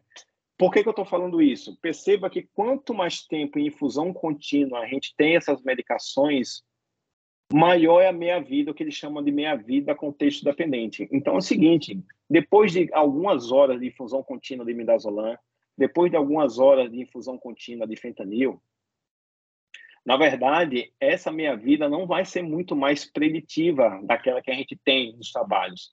Na verdade, os pacientes vão ficar perdurando com essas medicações durante muito tempo no corpo do paciente, tá? Então, por isso que muitas vezes o paciente passa 2, 3 dias, 4 dias com doses elevadas de fentanil, com doses elevadas de midazolam, e quando a gente suspende, o paciente não acorda, o paciente passa vários dias para acordar. Quando o paciente acorda, ele acaba tendo agitação, delírio, porque eles vão ter síndrome de abstinência, né? Então, a gente tem que tomar muito cuidado com essas infusões prolongadas. Inclusive, até um motivo de discussão aqui em casa, que Marina sempre diz, fentanil não foi uma droga para ser feita de infusão contínua, justamente por conta dessa imprevisibilidade da meia-vida do contexto dependente. Se a gente pegar o midazolam, ela tem um efeito um pouco melhor do que o fentanil, mas também, depois de algumas horas, a previsibilidade, a meia-vida do midazolam, ela acaba se perdendo, e você vê que o propofol e até o remifentanil, que a gente chegou até a usar uma época em unidade de terapia intensiva lá no hospital privado, eles têm um perfil de previsibilidade de meia-vida muito mais favorável quando a gente utiliza essas medicações de infusão contínua. Então, vamos falar um pouco de analgesia. Aqui está a famosa escada da Organização Mundial de Saúde. Para eu otimizar a analgesia do meu paciente, eu preciso predizer qual é o grau de dor que esse paciente vai sentir ou está sentindo. Por quê? Porque a depender da previsibilidade, se eu vou considerar que o paciente vai ter uma dor leve, se eu vou considerar que o paciente vai ter uma dor moderada, se ele vai ter uma dor intensa, eu preciso ajustar qual o perfil de farmacologia que eu vou utilizar para esse paciente. Então, naqueles pacientes que estão com dor leve, não opioide ou adjuvante, dipirona, paracetamol, a gente precisa utilizar. Se o paciente tem uma dor moderada, então a graduação é extremamente importante, eu posso pensar num opioide fraco, vamos dizer assim, associado a não opioide, associado à terapia adjuvante. E se o paciente realmente tem uma dor importante, uma escala visual acima de 8, aí sim eu preciso talvez utilizar opioides mais fortes para controlar, sempre pensar que uma terapia multimodal, né, que é justamente baixa as doses de vários medicamentos com mecanismo de ação diferente, eu consigo poupar opioide. Então, se eu tenho uma dor forte, não é para deixar só o fentanil de forma contínua. Se eu estou considerando que o paciente está cada vez mais precisando de opioide, eu preciso utilizar de medicações não opioide para tentar poupar o máximo de opioide para esses pacientes, tá? Então, eu preciso avaliar o tipo de dor, por exemplo, muitas vezes uma dor neuropática, que eu posso associar a corticoide, eu posso usar uma pregabalina, eu posso usar uma gabapentina, um antidepressivo triciclo, pode ser uma dor abdominal incólica, eu posso associar uma escopolamina, então eu preciso tentar entender qual é o tipo de dor para eu ajustar adequadamente a minha medicação. As principais medicações que a gente acaba utilizando, a morfina e o fentanil como opioides fortes. Lembrar, se eu estou precisando de doses elevadas, a gente precisa associar adjuvantes para tentar diminuir esses opioides. Então, lembre, a morfina tem uma dose de resgate em torno de 3 miligramas, que eu posso fazer a cada 15 minutos, caso o paciente precise de uma dose mais rápida. E a taxa de infusão é ali em torno de 1 a 5 miligramas por hora, como os trabalhos acabam trazendo. Ah, André, meu paciente, ele continua com dor, eu vou precisar de doses mais elevadas. Sim, existem pacientes que vai precisar de doses mais elevadas. Paciente politrauma, paciente com tórax instável, paciente com múltiplas fraturas, mas esse não é o perfil basal que a gente tem. Então, muitas vezes, a gente está utilizando muito mais do que 5 ml hora de fentanil, 5 miligramas hora de morfina, muitas vezes a gente está utilizando muito mais analgesia do que o necessário. O fentanil, a dose de resgate é em torno de 50 a 100 microgramas por minuto, eu posso fazer a cada 10 minutos até o controle da dor, e aí também doses mais baixas eu preciso utilizar em torno do fentanil. E a ketamina que vem surgindo, e ela vem com um scalp de evidência cada vez maior, como adjuvante analgésico, adjuvante sedativo para esse paciente. Cada vez mais eu, particularmente, tenho utilizado e talvez até ganhado um pouco mais de experiência com o uso da ketamina, que pode ser um adjuvante naqueles pacientes que precisam muito mais de opioide para controlar a dor, eu posso associar justamente para tentar diminuir. Mas é interessante que a gente vê o paciente utilizando o fentanil em dose elevada e associa a ketamina e o fentanil continua em dose elevada e parece que a gente só vai associando sem, na verdade, tentar ajustar para baixo a concentração dessas drogas.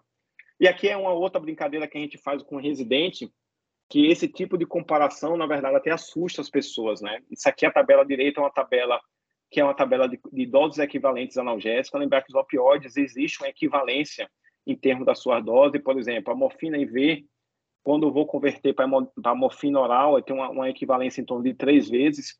E a gente sabe que o fentanil é um opioide potente, muito mais potente do que a morfina, e ela é 100 vezes mais potente que a morfina. Então, 0,1 miligrama de fentanil equivale a 10 miligramas de morfina. Se a gente pegar a diluição padrão que a gente tem de fentanil na terapia intensiva, que é aquelas 2 ampolas, né? Então, tem 1.000 microgramas de fentanil, eu coloco 20 ml e 80 ml de soro e eu tenho uma concentração de solução em torno de 10 microgramas por ml de fentanil. E aí é o seguinte, cada ml hora de fentanil que eu tenho dessa solução equivale a 1 miligrama por hora de morfina. E aí a brincadeira que eu faço é o seguinte, quando você encontra na UTI, e aí até uma residente essa semana diz assim, nossa, como vocês utilizam baixa dose de fentanil, e é exatamente isso.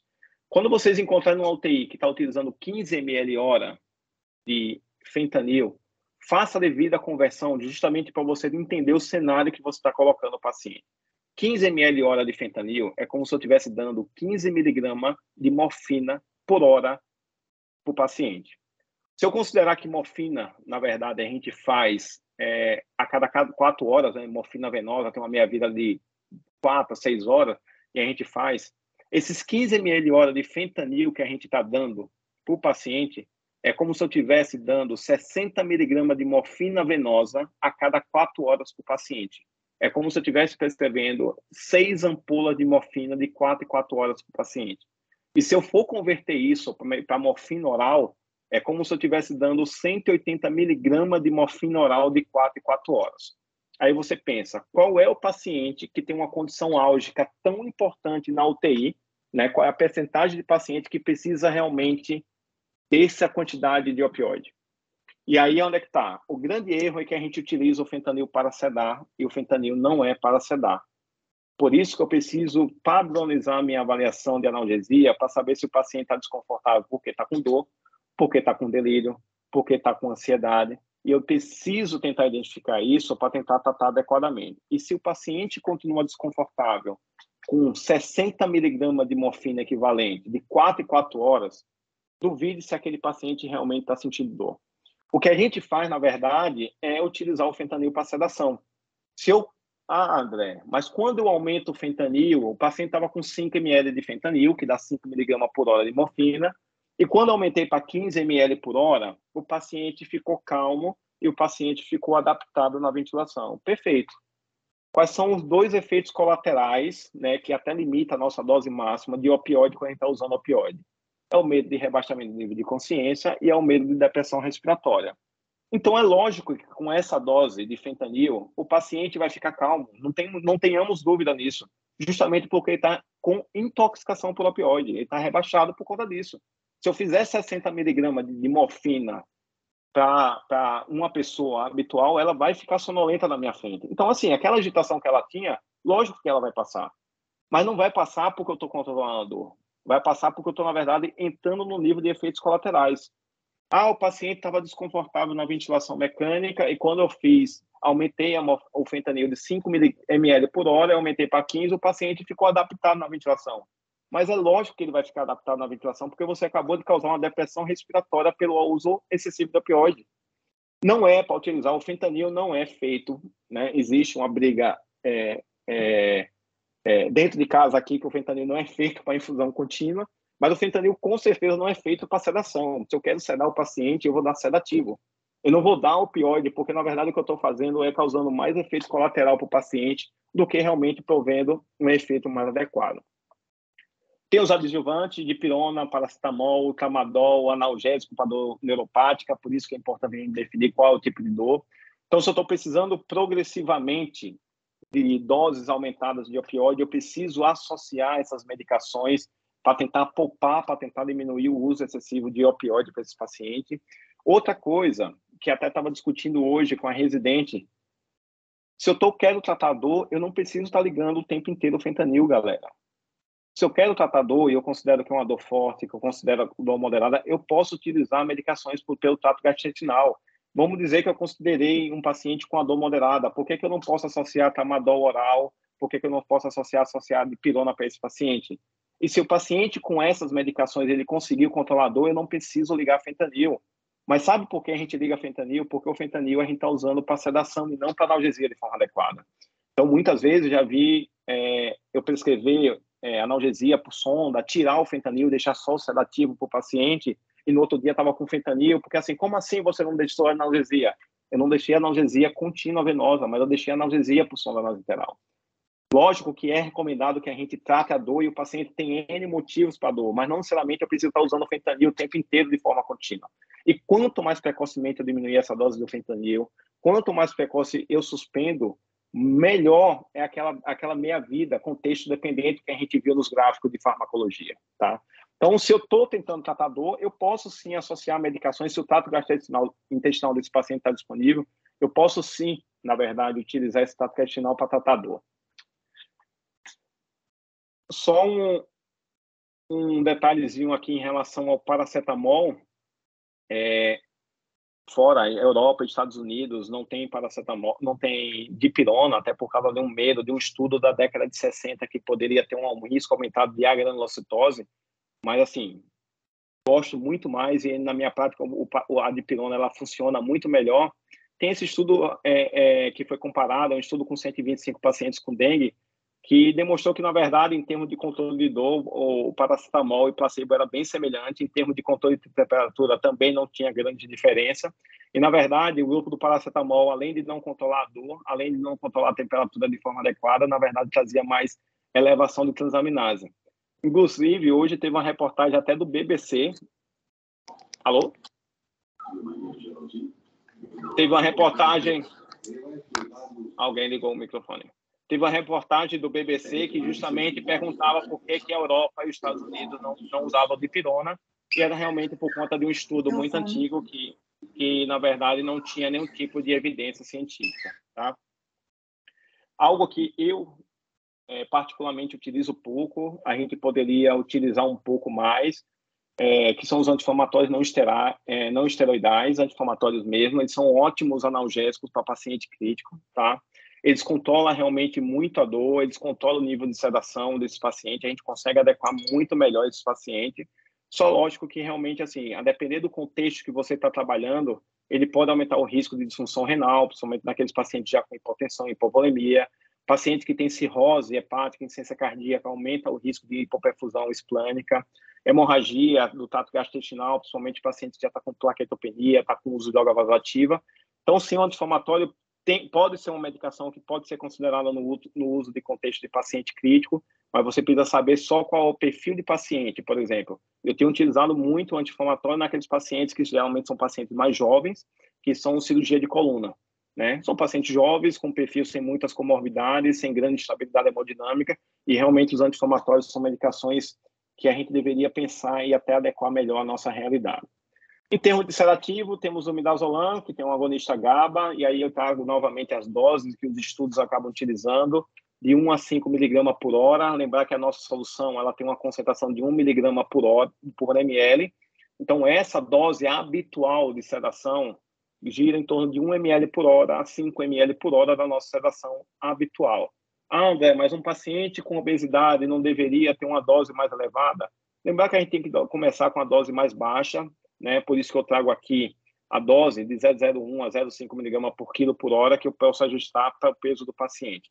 Mas vai ter um slide mais lá na frente que tem, na verdade, os pacientes obesos com IMC acima de 40, a gente precisa, em alguns medicamentos, utilizar o peso predito, o peso adual, do que o peso do paciente real, tá? Então, o midazolam, a gente sabe que causa maior risco de delírio, a gente causa mais tolerância, assim como o fentanil tem um perfil de meia-vida dependente, contexto dependente, que pode impregnar e deixar esse paciente sob efeito durante muito mais tempo do que a meia-vida, que é aqui programada.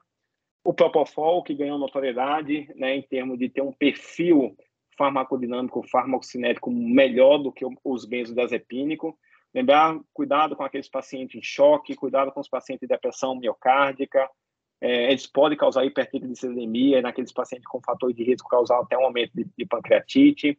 Eles podem causar síndrome de difusão de propofol naquelas doses muito elevadas que também a gente acaba utilizando, a gente perdeu realmente a mão no uso de sedativos e por tempo prolongado, apesar que essa síndrome de difusão de propofol ela é mais frequente, vamos dizer assim, nos pacientes pediátricos, tá? Lembrar que ele é vesicante e ele pode causar flebite se utilizado em veia periférica.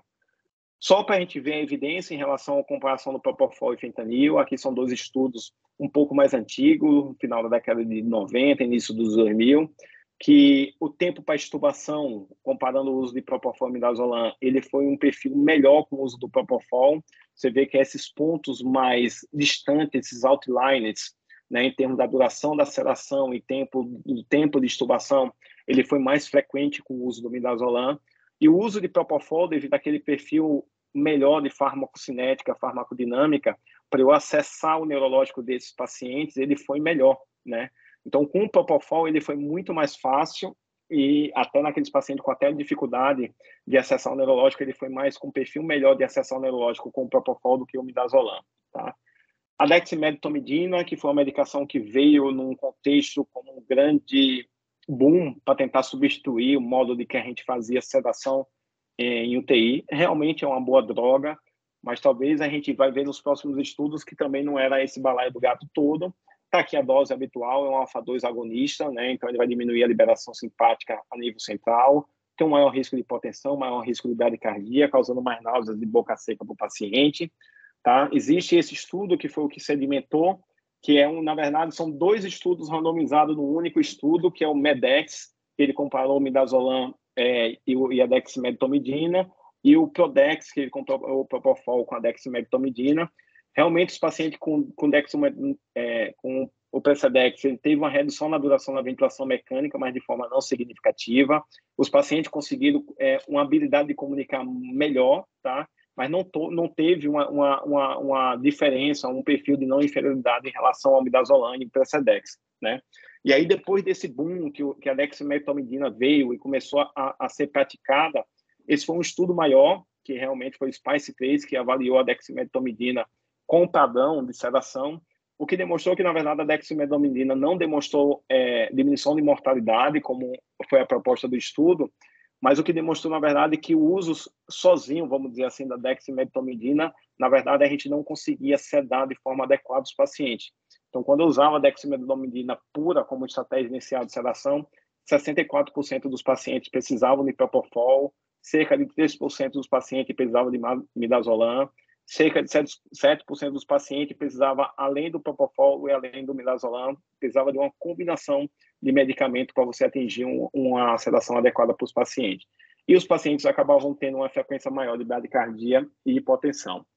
Só lembrar que quando a gente está adotando a estratégia de despertar diário, sedação mínima, eu não vou utilizar principalmente nesses 3, que é quando tem uma indicação de um RAIS, né, uma sedação mais profunda, naqueles pacientes com hipertensão intracraniana, e aí meu nível de sedação vai ser baseado na pressão intracraniana que eu vou estipular como meta, naqueles pacientes com mal convulsivo, então eu tenho que realmente aprofundar a sedação desses pacientes, e meus parâmetros de sedação vai ser crise convulsiva, vai ser o eletrocefalograma, e quando eu estou utilizando ventilação protetora, que eu estou utilizando o bloqueador neuromuscular.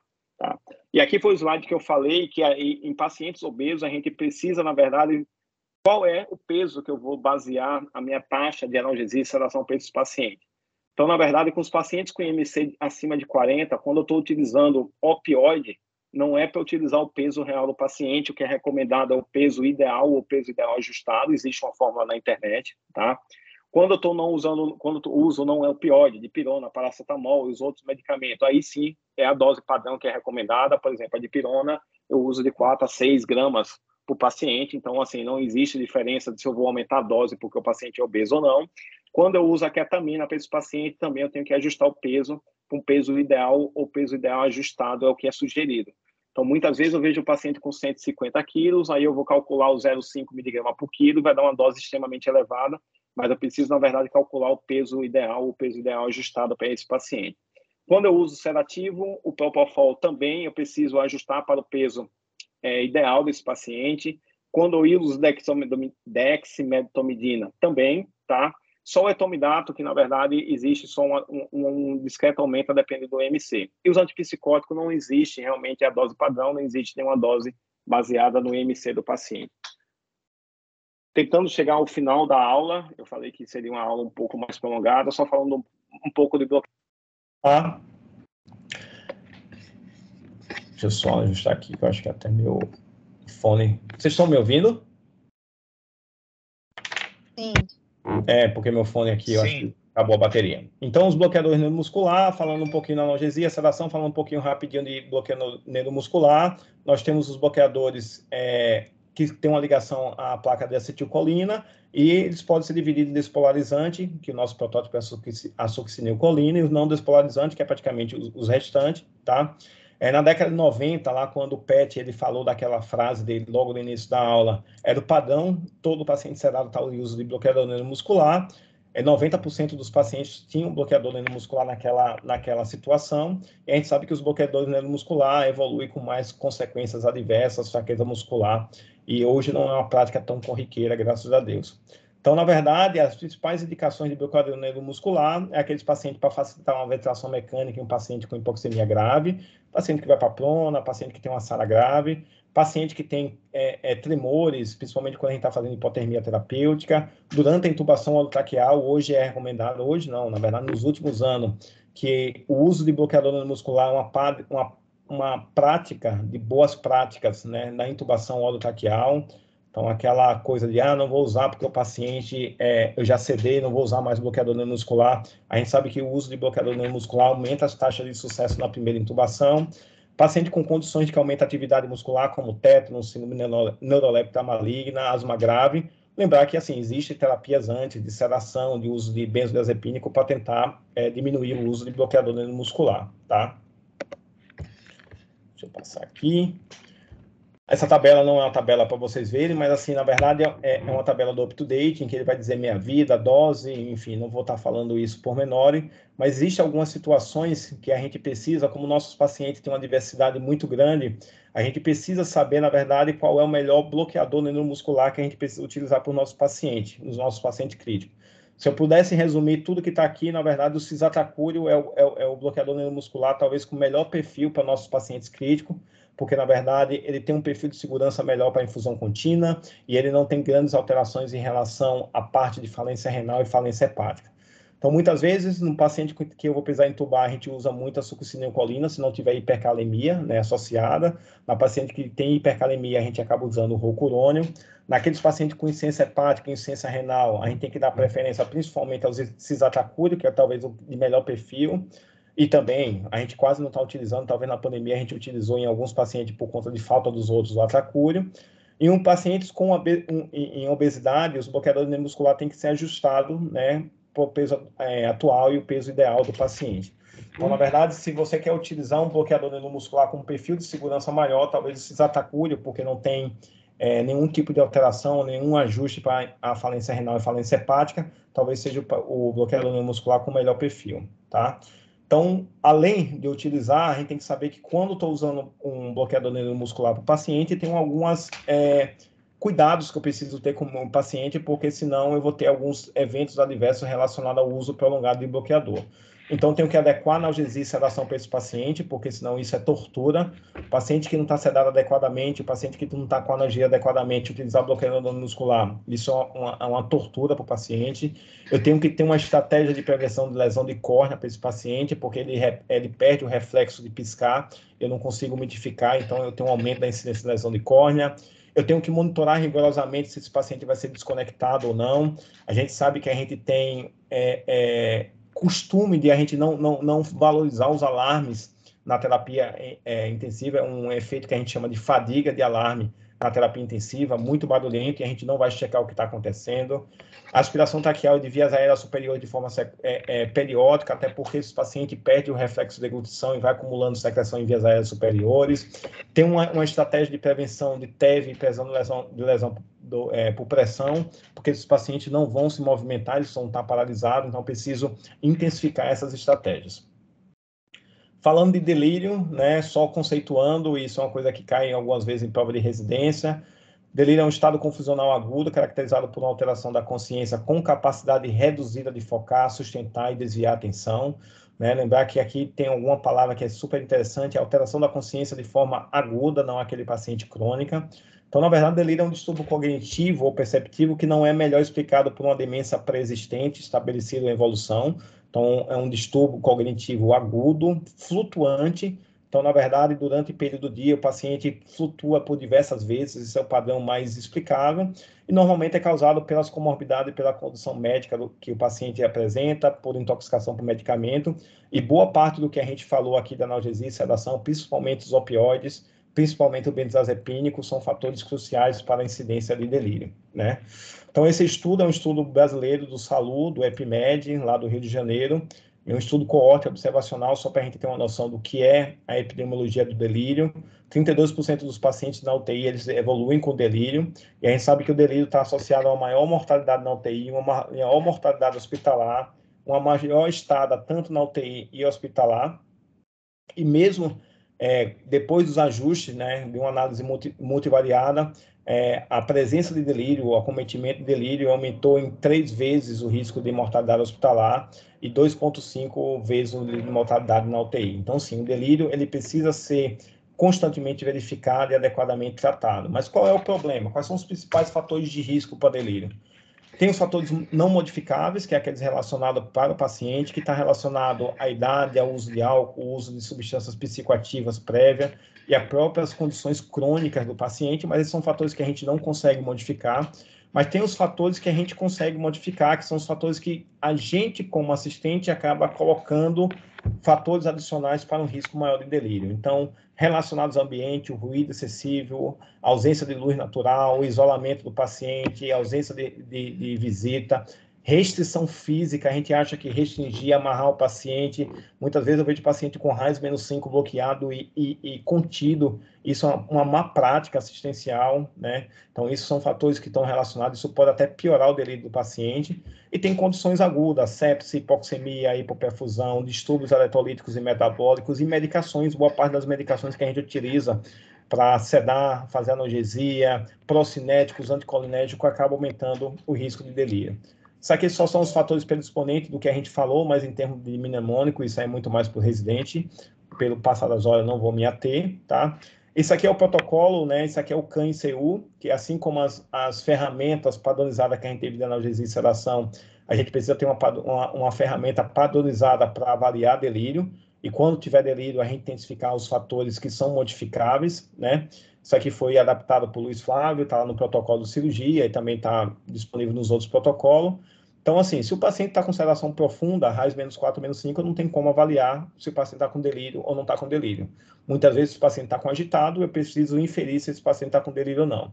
Mas se esse paciente está com RAIS -6 a -4, eu preciso saber se tem um curso, um início agudo ou curso flutuante, né? Se ele não tem um início agudo nem um curso flutuante, isso não é delírio. Eu tenho que avaliar a atenção do paciente. Lembre-se que a definição do delírio per si é um déficit de atenção flutuante e aguda, e eu vou avaliar e tentar definir. Se o paciente está com delírio, a gente sabe que, na verdade, hoje não tem grandes estratégias farmacológicas.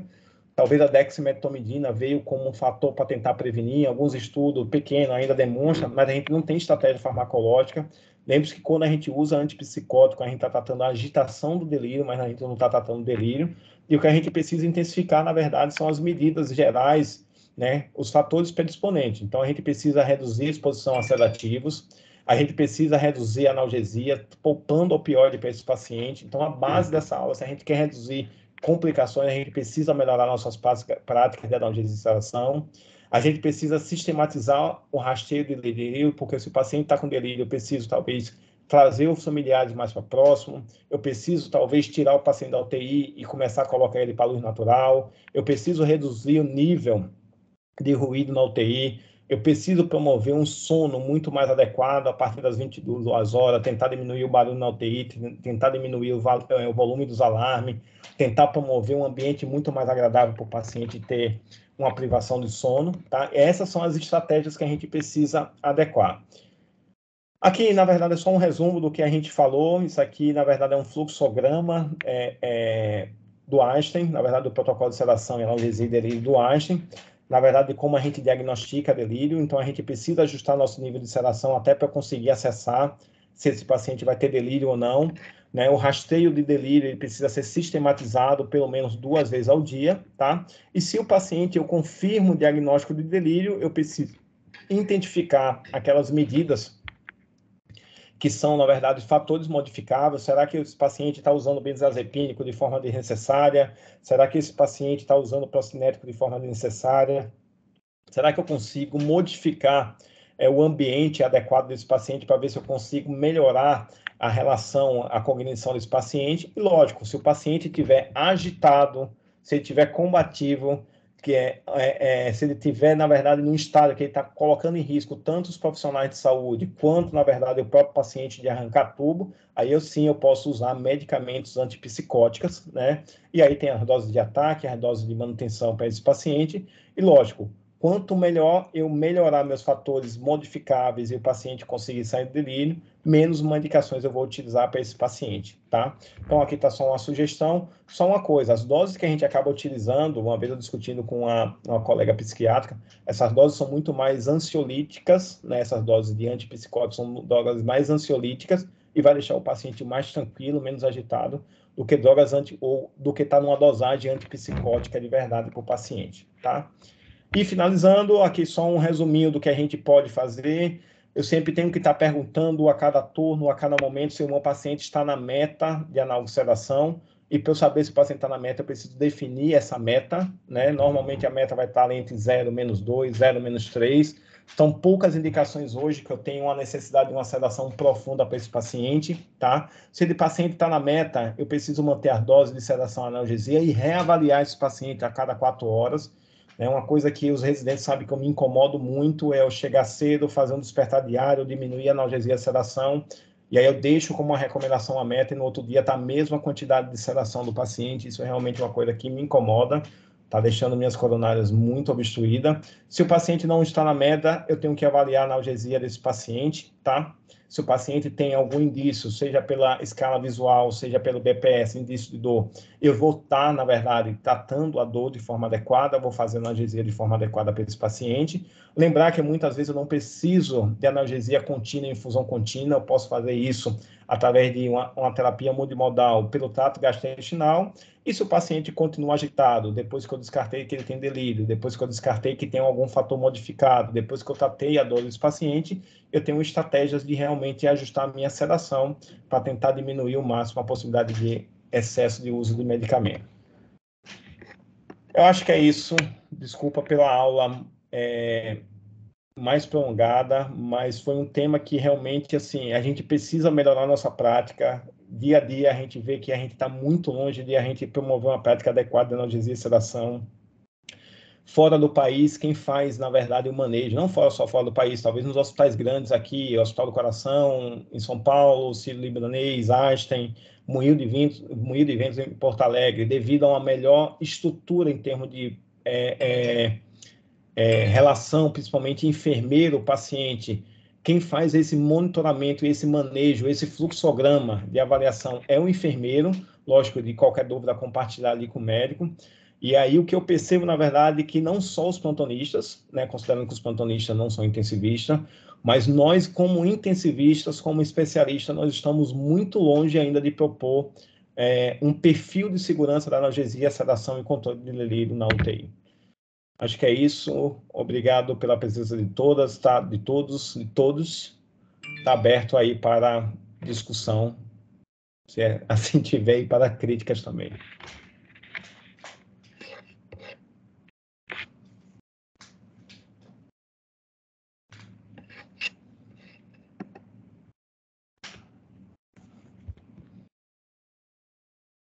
Oi, com licença, vocês me ouvem? Residentes, tem Roberto Menezes, levantou a mão. Isso. Roberto Menezes levantou a mão, acho, não sei. Meu nome é Roberto, né? Eu trabalho como plantonista na UTI lá do USE. E eu queria te perguntar, cara, sobre uma situação que eu já encontrei algumas vezes, que é encontrar um paciente... Pessoal, alguma dúvida? Esse protocolo, na verdade, já está escrito com boa parte dessas orientações, lógico, de uma forma muito mais resumida, porque aqui a aula precisaria contextualizar, né, tudo que a gente falou, com evidência. E quem quiser, na verdade, pode mandar um zap, que assim que realmente eu tiver tempo de responder, eu posso encaminhar o protocolo escrito, que a gente sabe que muitas informações não ficam gravadas na cabeça da gente, e a gente precisa, e não é vergonha nenhuma. A gente, na verdade, está acessando, na verdade, os documentos para que a gente consiga promover uma prática mais adequada. Fala, Luiz. Eu acabei esquecendo de falar, mas semana passada... Estou conseguindo te ouvir, não. Não? Tá ouvindo? Tá ouvindo? A gente ouve você, Luiz.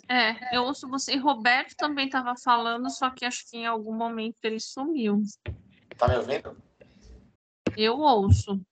Eu parei de falar porque eu tive a impressão que o André não estava me ouvindo. Aí eu vou comentar com ele depois também, aí pra ter essa dúvida pra ele tirar. Então, o Roberto quer falar? Quero sim. Vocês me ouvem bem agora? Sim. A dúvida que eu ia tirar é sobre uma situação que eu encontro com relativa frequência no trabalho. Que é encontrar o paciente antes de bloqueador neuromuscular de fusão contínua e ter dúvidas se Alguém? a analgesia Luiz, são adequadas. entrou, eu não consegui te ouvir. O paciente vai mudar conforme o contexto, o tempo de permanência dele lá. E às vezes me vem o receio do paciente estar sentindo dor e uso de bloqueador neuromuscular. Deu para ouvir? Roberto, falei um pouquinho. O André não está escutando a gente, não. Ah, beleza. Mas faz sua pergunta de novo aí que eu tento responder. Agora cantinho do microfone. Esse aqui corre. Espera aí um pouquinho. Eu vou ligar para ele aqui.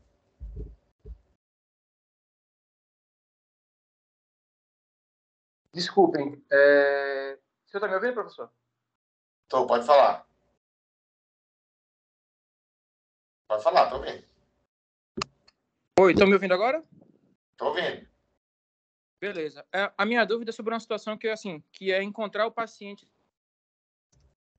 Agora não tô ouvindo mais. Sei. Desculpa, hein? Você não tá jogando do meu lado, não, mas agora vai. Vai lá. Bom, vamos lá. Às vezes eu encontro os pacientes na UTI em uso de bloqueador neuromuscular em infusão contínua e fico receoso sobre a situação assim, do uso adequado de pseudoanalgesia deles. E aí, assim, num contexto onde eu não disponho de ferramentas como o BIS ou de outras ferramentas para avaliar a dor, como é que vocês procederiam para avaliar se esse paciente está em uso de analgesia adequada? Porque a demanda dele de analgesia vai mudando conforme o tempo, né?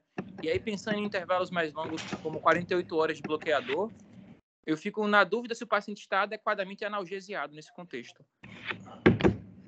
Então, na verdade, você não vai ter como avaliar adequadamente, não.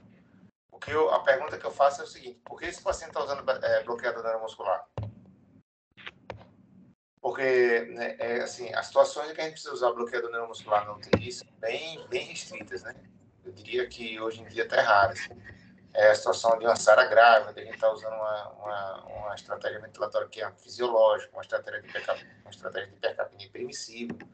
Porque até mesmo pronação, não necessariamente você precisa pronar, você precisa bloquear o paciente. Então, a pergunta que eu faço é difícil. Assim, uma vez que você fez o bloqueio neuromuscular, fazer a avaliação da analgesia e da hipnose dele é bem difícil, certo? O que a gente costuma ver utilizar a taquicardia e a hipertensão como um sinal indireto, que André mostrou na aula que não é adequado.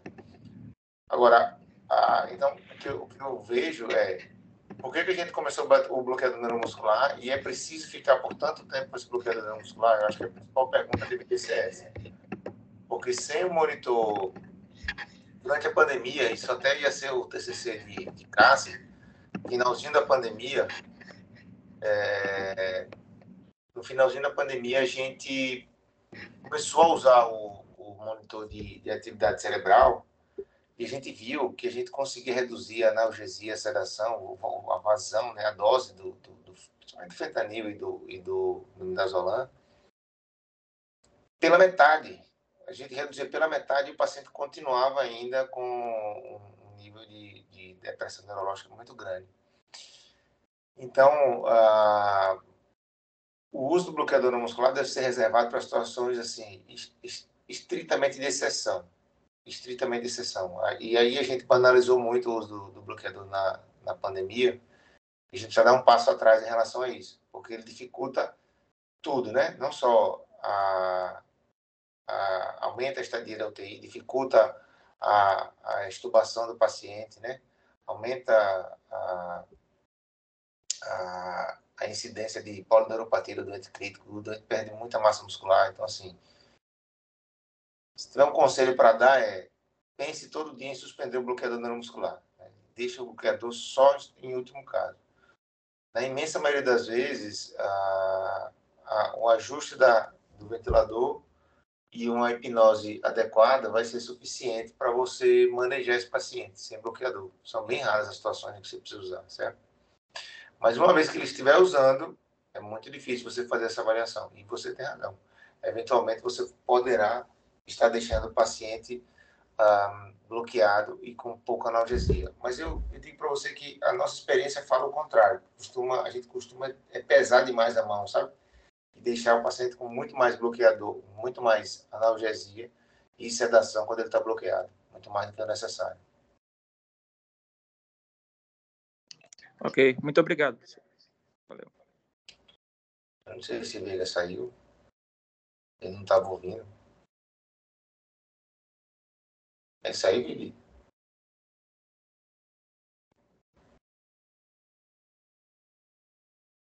Bom, eu acho que ele saiu. Pessoal, alguém mais tem alguma pergunta? O que tem no chat?